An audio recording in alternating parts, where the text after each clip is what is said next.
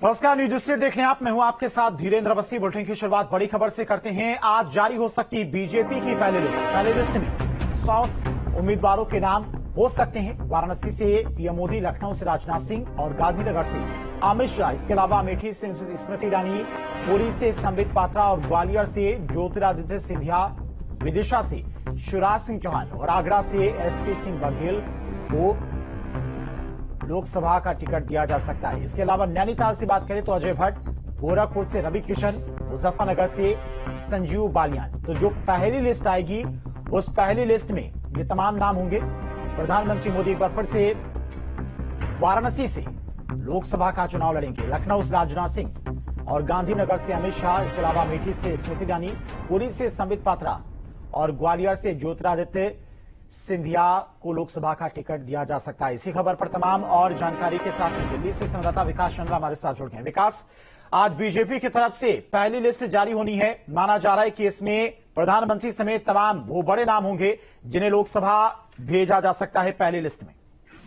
जी, इस बात की पूरी संभावना है क्योंकि कल रात क्या कहें, सुबह कहें उसे कि 3:15 बजे तक ये बैठक हुई है, जो 11 बजे शुरू हुई थी। और उसके पहले कई दौर की कोर ग्रुप की बीजेपी की बैठक हुई है। और बीजेपी की यही रणनीति है कि जितने बड़े चेहरे हैं, जिनके नाम देवीवाद हैं, जिनको चुनावी मैदान में उतरना है, उनके नामों को पहली सूची में शामिल किया जाए। साथ ही जिन लोकसभा क्षेत्रों में बीजेपी 2014 में और 2019 में चुनाव हार गई थी, उन क्षेत्रों को शामिल किया जाए। साथ ही कुछ केंद्रीय मंत्री हैं, उनके भी नामों की घोषणा पहली सूची में बीजेपी कर सकती है। पहली सूची में प्रधानमंत्री नरेंद्र मोदी के नाम की संभावना इसलिए ज्यादा है क्योंकि बीजेपी की तरफ से कहा जा रहा है, एक बड़ा अच्छा जुमला भी कहा जा रहा है कि पहली सूची है तो श्री गणेश भी अच्छा होना चाहिए। तो उसमें प्रधानमंत्री नरेंद्र मोदी हो गए या फिर गृह मंत्री अमित शाह हो गए, रक्षा मंत्री राजनाथ सिंह हो गए, ऐसे तमाम जो बड़े नाम हैं वो नाम शामिल इसमें हो सकते हैं। साथ ही कुछ चौंकाने वाले चेहरे भी हो सकते हैं। और लगभग 155 सीटों पर कल सहमति बनी, उसकी लिस्ट तैयार है, जो जानकारी मिल रही है। और इसके साथ ही जो जिन सीटों पर बीजेपी चुनाव हार गई थी, तो वहां चौंकाने वाले चेहरे आ सकते हैं। और साथ ही 30% से लेकर 40% तक जो सिटिंग सांसद हैं, उनके टिकट भी इसमें कट सकते हैं। तो सबकी निगाह इसी बात पे है कि बीजेपी कभी लिस्ट जारी करती है तो आज इस बात की संभावना है कि बीजेपी की पहली सूची आज जारी हो जाए। विकास, एक चौंकाने वाला नाम इसमें शिवराज सिंह चौहान का दिखाई दे रहा है। माना जा रहा है कि विदिशा से उन्हें लोकसभा इस बार बीजेपी भेजने की तैयारी में, यानी कि केंद्र की राजनीति में शिवराज सिंह चौहान सक्रिय दिखाई देने वाले हैं।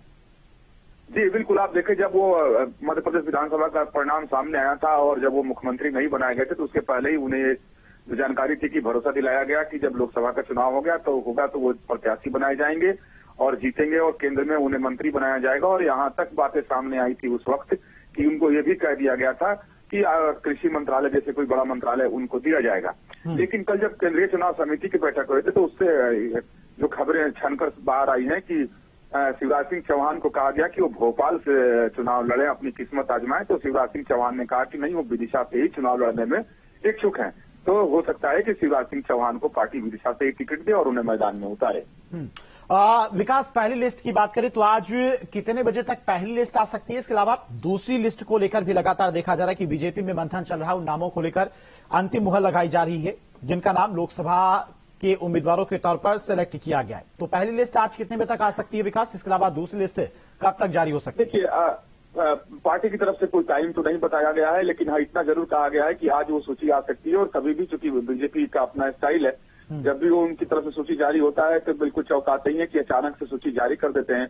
लेकिन उम्मीद इस बात की भी लगाई जा रही है कि चूंकि ये पहली सूची है लोकसभा चुनाव 2024 की, तो हो सकता है कि बीजेपी इसके लिए बाकायदा प्रेस कॉन्फ्रेंस करके इसको जारी करे। अगर प्रेस कॉन्फ्रेंस नहीं करती है तो फिर सूची को जिस तरीके से बीजेपी अचानक से जारी कर देती है और हम लोगों के पास आते हैं तो उसी तरीके से आएगी। क्योंकि प्रधानमंत्री नरेंद्र मोदी की कई सभाएं और कई कार्यक्रम आज लगे हुए हैं, तो ये भी कहा जा रहा है कि जब प्रधानमंत्री का कार्यक्रम जब समाप्त हो जाएगा तो उसके बाद ही बीजेपी जारी करेगी।